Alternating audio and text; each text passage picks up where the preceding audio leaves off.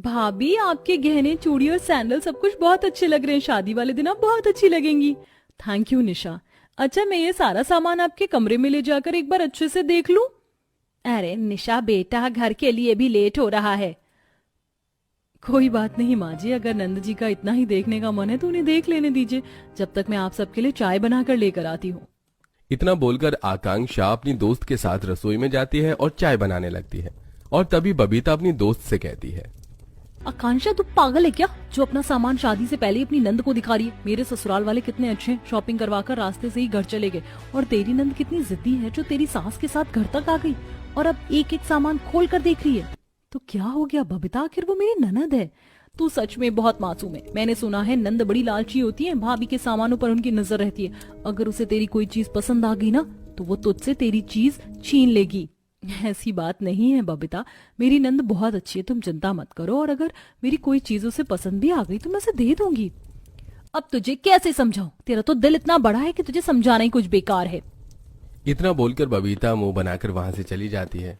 समय यूं ही गुजरता है और बहुत जल्द दोनों दोस्त की शादी हो जाती है। जहां एक तरफ बबीता अपनी अमीर 2 मंजिला मकान में जाती है तो वहीं उसकी पड़ोसन बनकर आकांक्षा एक छोटे से घर में जाती है। चलो, मेरे भाई की शादी हो ही गई। भाभी आप शादी के जोड़े में बहुत अच्छी लग रही है। पता है माँ ने आपके लिए शादी का जोड़ा पूरे 50,000 रुपए का खरीदा है।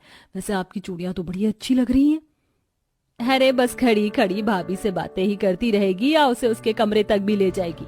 बेचारी बहुत थक गई होगी। हाँ माँ, अभी ले जाती हूँ। सुमन अब बड़े ही प्यार से बबीता को उसके कमरे तक ले जाती है और अपनी पायल उतारते हुए अपनी भाभी से कहती है, भाभी वैसे मेरी पायल काफी भारी है, पर मुझे आपकी पायल ज्यादा अच्छी लग रही है। क्या आप मुझसे अपनी पायल बदलोगी? हाँ दीदी, क्यों नहीं। अगर आपको मेरी पायल पसंद है तो आप ले लीजिए। क्योंकि बबीता भी ससुराल में आई थी इसलिए वो सुमन को अपनी पायल देने से मना नहीं कर पाती। जहां एक तरफ ससुराल में आते ही बबीता की अमीर नंद अपनी भाभी की पायल ले लेती है तो वहीं आकांक्षा अपने गरीब ससुराल में जाती है तो निशा बड़े ही प्यार से अपनी भाभी को चांदी की अंगूठी देती है। भाभी मेरे पास ज्यादा पैसे नहीं थे, मैंने ट्यूशन पढ़ाकर जो पैसे जोड़े उससे आपके लिए चांदी की अंगूठी ली है। आपको मेरा गिफ्ट पसंद तो आया ना? पर इसकी क्या जरूरत थी निशा? बहू आकांक्षा का बचपन से ही सपना एक था कि वो अपनी भाभी के साथ बहन की तरह रहे, तो तू अपनी बहन का तोहफा समझ कर रख ले। ससुराल में आते ही आकांक्षा की नंद अपनी औकात से बढ़कर अपनी भाभी को गिफ्ट देती है। अब अगले दिन दोनों बहुओं की अपने ससुराल में पहली रसोई होती है तो सुमन सब्जियां लेकर सीढ़ियां चढ़ती हुई रसोई में जाती है। ये लो भाभी, देख रही हो 2 मंजिल सीढ़ियां चढ़कर सब्जी लेकर आई हूँ। हाथ लाल पड़ गए इसलिए मैं अंगूठी नहीं पहनती।